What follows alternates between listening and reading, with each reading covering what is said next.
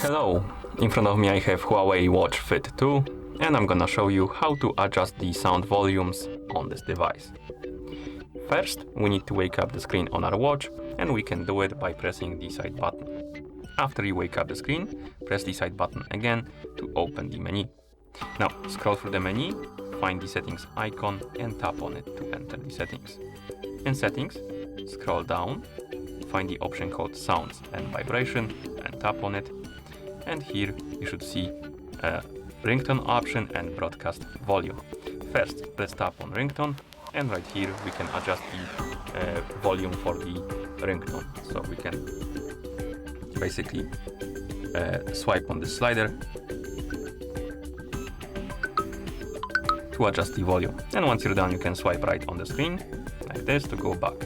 Now let's tap on broadcast volume, and here we can adjust the volume for the broadcast. And once you're done, swipe right on the screen like that. And then you can press the side button to go back to watch face. And that's how you adjust the sound volumes on this device. Thank you for watching.